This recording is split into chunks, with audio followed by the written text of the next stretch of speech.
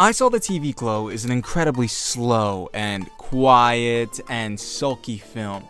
And the thing I like about it the least, the biggest problem that the film has, is that there isn't a sequel yet.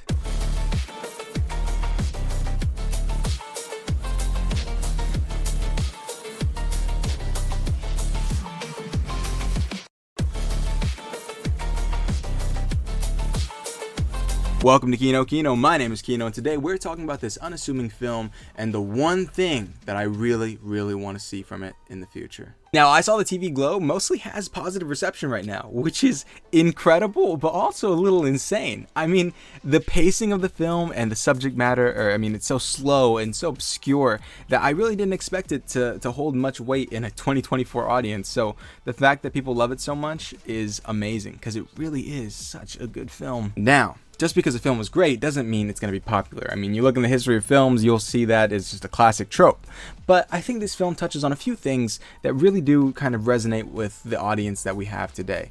Which is, one, it's very nostalgic for the 90s, right? It has a very nice 90s aesthetic and ambiance going on that just feels great. It really is just a very nice thing to watch, especially for someone who grew up kind of around that time. A little later in the 2000s, but early 2000s, late 90s, same thing, And it touches on themes like loneliness and insecurity that I think pretty much everyone at one point or another in their lives can relate to. And especially for Gen Z, who just went through the pandemic, who went through a very isolating and lonely time where things felt very unsure. And so I think that this film really did hit its target audience incredibly well, and it's something you love to see. So before we talk about what I want to see in the future, let's talk about what we got right now. Now, I Saw the TV Glow tells a story about a kid named Owen. Now, Owen has never felt quite right in his life, and he feels like he doesn't really belong, like there's something wrong with him. But he meets a friend named Maddie, and Maddie shares a very similar sentiment. But instead of feeling there's something wrong with them, they feel there's something wrong with their world.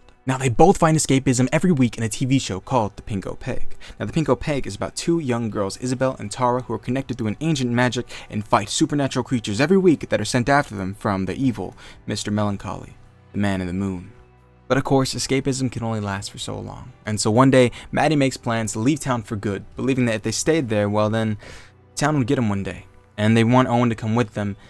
But unfortunately, Owen is too scared and decides that he would rather run away and get in trouble and stay home than leave with Maddie. And so after that, Maddie goes missing for years. They don't tell their parents, they don't tell Owen where they went, they just left. Until one day, years later, they returned. And when they returned, they had some shocking news for Owen. And they said that they were right all along.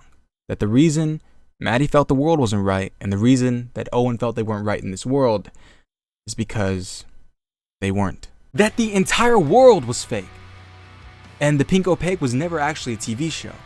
It was their reality, leaking into this fake world that they were trapped in by their evil nemesis, Mr. Melancholy. Now let's pause right there, because at this moment in the film, I was so damn hyped. You have no idea. The lights were glowing, music was playing. It was amazing. I was so excited to see them go travel through a TV set back in their reality and beat Mr. Melancholy into the dirt.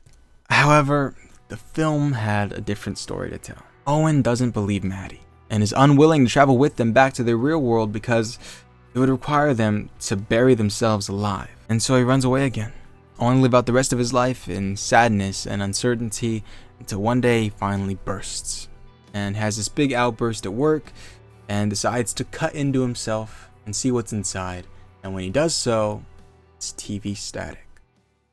And after that, he goes around apologizing to his fellow employees and guests for his outburst. Now, what does it all mean? Well, I believe that both the director of the film, Jane Schonbrun, and the actor who plays Maddie, Bridget Lundy Payne, have both openly stated that the film is an allegory about being trans. I won't lie, I feel I'm a little out of my wheelhouse to try and give a strong, in-depth rundown of how this highlights the trans experience and all the things it has to say about it.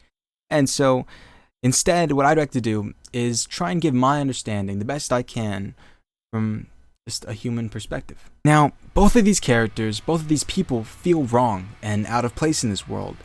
And that's because they are. This isn't their real world. This isn't them. They're not Owen and Maddie. They're Isabel and Tara. And no matter how far they run, they'll never feel right until they can be who they are in their own world. And I believe this to be true for trans people. Living life in a body that isn't yours. It doesn't feel like you, how you feel on the inside. I mean, it would just make anybody feel unhappy. I mean, downright miserable. I mean, just imagine you who you are now. If you enjoy your life, if you love what you have and everything, just imagine that one day you wake up and you're not you anymore. You still have everything on the inside, but the outside doesn't match. You're in somebody else's life, you're in somebody else's body, and you just want to be in your body, in your own life. And even if you're a cis person, I feel like everyone has been at a point in their life where either their position in life or different aspects of their life just didn't feel right, and it made them unhappy to have that kind of life. And so you needed to break free, and you needed to make a change, and you knew that you were going to be miserable until you did it. And I feel like it's that simple, and I feel like a lot of people don't realize that sometimes. I get so caught up in the biology of it all and the body aspect of it that they don't realize that it's just a normal human experience to be unhappy with something going on in your life and needing so badly to make that change. And for a trans person, I mean, that's their entire existence. The constant living in a body that isn't theirs is constant. It's every day you wake up and you're reminded and you don't feel like you. And how are you ever going to feel happy until you feel like you? And you can be like Isabel and try and pretend and do your best to pretend like you're happy, but why? Why do you have to do that? The only way to truly be happy and to feel right is to make that change and do what makes you happy and makes you feel like you. But just like in the film, it's not an easy feat. It requires a leap of faith, a very scary leap of faith, that in the film, you need to be buried alive in order to live again. And in reality, you need to deal with society and hatred in order to just be you and live your life. Now, the film shows two paths. There's Tara, who can't take it anymore and knows there's something wrong, and even though it's scary, takes that leap of faith to make it back into their real life. And then there's Isabel, who's too scared to trust Tara and believing that there's any other way of living, that there's any other existence, is crazy and it's impossible. This is their reality and they have to live with it and deal with it. And they don't take that leap of faith, and instead they live a very mediocre and relatively unhappy rest of their life. And so I would just like to take this moment to remind everyone that we have such a short time on this earth, that at any moment, any day, it could all just be snuffed out in silence. And who knows if there's anything else? This could be the one life that we have. And if it's your one life, you deserve happiness in that life. And I truly wish and deeply hope that each and every one of you and each and every person in this world gets to do what makes them happy and lives out their life in happiness. Now, earlier I stated this film has a big problem, and it still has that big problem, and it's that there is no sequel yet. But luckily it just came out this month, so there's still time. I mean, I was so shocked at how sudden the ending was to the film. I mean, I was so excited ever since Tara came back to be able to see them go into the real world, fight supernatural beings, and beat Mr. Melancholy out. But unfortunately, it never came. And so I'm here to start the petition saying that we need a sequel. We need a sequel. We're going to call it The Pink Opaque, and it's going to follow Isabel and Tara as we go through their adventures fighting the supernatural and defeating Mr. Melancholy once and for all. Because in the end, humanity always wins. I mean, no matter how bad things have been in the past, we are constantly moving forward and progressing forward to a better future and a better world for everyone. And I truly believe that there is a better world ahead for all trans people. And what better way to show that than to make a badass movie, a badass adventure movie that's showing how great it is when people are finally where they belong.